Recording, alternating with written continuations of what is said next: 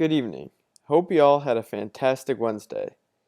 Today the market had a wonderful day, as big tech posted great gains.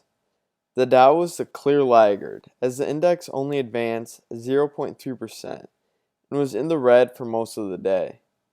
The S&P 500 rose 1.02%, while the Nasdaq exploded for a gain of 1.73%. New orders for durable goods, which are deemed as products that are designed to last at least 3 years, rose 11.2% in July when compared to the previous month, versus the expectations of an increase of 4.2% by Dow Jones. This data from the Commerce Department marks the third straight month where orders for durable goods have increased. Clearly, this is fantastic news, as the economy continues to ascend, an attempt to make up for the losses it experienced due to the onset of the pandemic. Orders for military aircraft and motor vehicles led the gains, pushing new orders for transportation equipment up 35.6% from a month earlier. Excluding the often volatile transportation category, orders rose a more moderate 2.4%. New orders for non-defense capital goods excluding aircraft, which is a closely watched gauge of business investment, increased 1.9% versus the previous month, and came in just a bit lower than the levels which were seen in February. Momentum for an economic recovery appears to be building, as IHS Markit's survey of purchasing managers at U.S. factories showed August activity expanding at the fastest pace since the start of 2019. Even though investments have made up a large amount of lost ground, some economists are still cautious about the future. Biopharmaceutical company Moderna, which has been a widely discussed name as a leading coronavirus candidate, announced that their potential vaccine has been inducing promising immune responses in elderly patients throughout the early stage clinical trial. The volunteers produced neutralizing antibodies and T cells, which researchers believe are necessary to build immunity to the virus. Additionally, the antibodies that were produced were higher than those seen in people who have recovered from COVID-19. The company also added that the vaccine appeared to be well tolerated, with no serious adverse events. However, some patients did report fatigue, chills, headaches, and pain at the injection site, though the majority of symptoms resolved within 2 days, according to Moderna. Obviously, investors were optimistic about this news, and shares of Moderna rose 6.42%. The formerly deemed Tropical Storm Laura has now been deemed as a Category 4 hurricane, as it continues its approach towards the coast of Louisiana and Texas. The storm is expected to hit tonight and may strengthen, but is presumed to stay classified as a Category 4 storm. Due to this, oil and gasoline prices are trading around 5-month highs. However, stockpiles of fuel are high due to the pandemic's impact on demand, which may potentially minimize the disruption on energy prices from the storms. Oil and gas was the worst sector as a result of worries surrounding Hurricane Laura in the Gulf Coast, where many oil drilling stations are. Utilities also fell more than 1.4%. Tech was by far and large the best performer of the day, as the whole sector rose around 3%. Consumer services rose more than 2%, while both basic materials and consumer goods both rose around 1.4%. Value was crushed yet again today, as it seems that it is the usual throughout the past few months. Core was mixed as large cap was in the green and small cap in the red, while mid cap was basically flat. Growth was in the green, and the large caps combined for a gain of almost 2.8%. Mid caps also gained more than 1%. The clear best performer was software company Salesforce, which had shares having an absolutely tremendous day, as they posted a gain of more than 26%.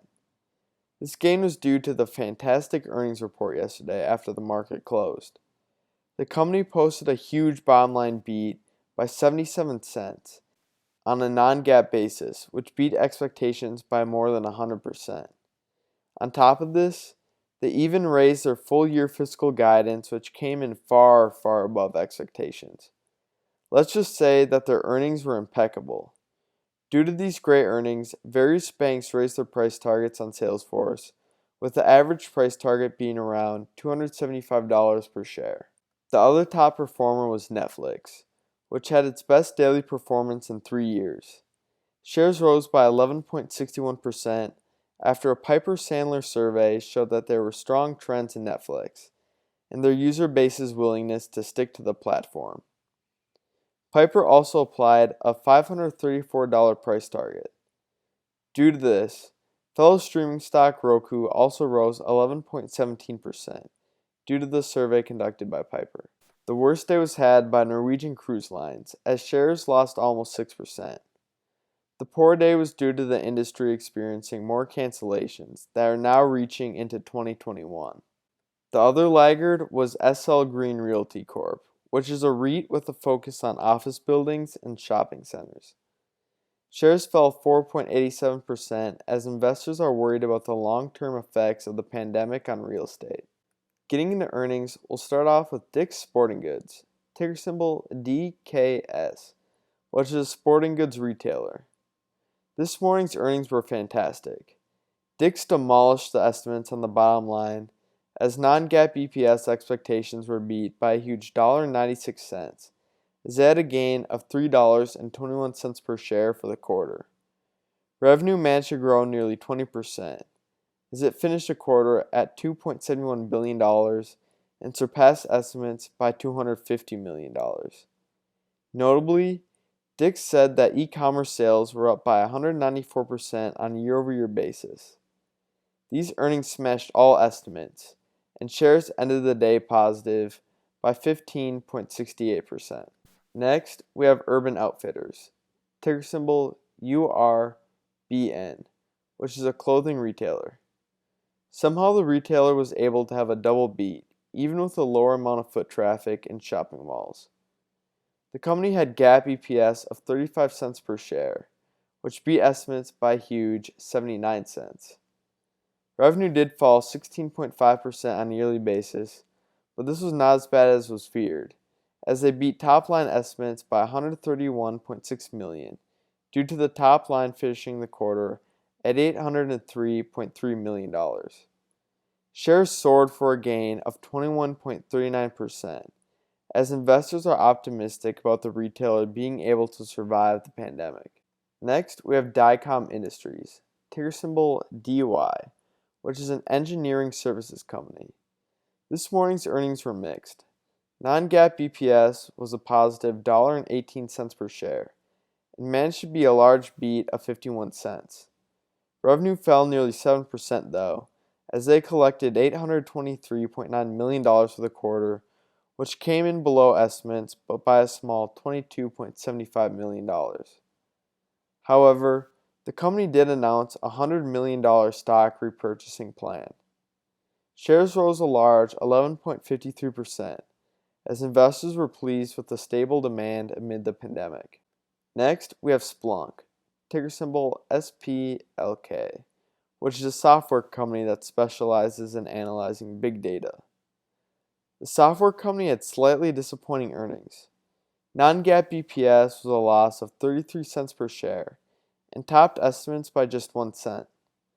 Revenue fell nearly 5% year over year as the top line finished the quarter at $491.6 million and missed estimates by $28.68 million. Shares of the software company are volatile after their earnings announcement, as they have been both in the red and the green.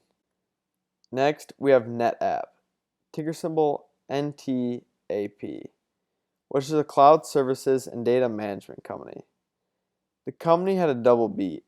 Non-GAAP EPS was a gain of 73 cents per share, and beat estimates by a great 32 cents. Revenue managed to grow nearly 5% and beat estimates by a large $150 million, as the top line finished the quarter at $1.3 billion. Shares were absolutely soaring after the double beat. Lastly, we have Williams-Sonoma, ticker symbol WSM, which is a home goods and kitchenware retailer. The company beat bottom line estimates by a huge 81 cents, as non-GAAP EPS finished the quarter at a positive $1.80 per share.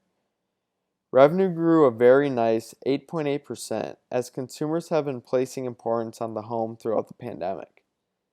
The top line finished the quarter at $1.49 billion and beat estimates by a minuscule $20 million.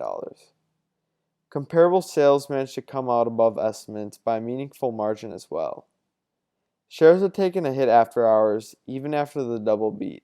That is all that I have for tonight. Tomorrow we get to hear from the head of the Fed, Jerome Powell, as he discusses the new framework that the Fed will be taking as they attempt to create high inflation so they can reach their long-term 2% inflation goal. I hope you all enjoy the rest of your evening. Please leave a like and subscribe if you enjoyed the content. Thanks again, and I look forward to seeing you again tomorrow.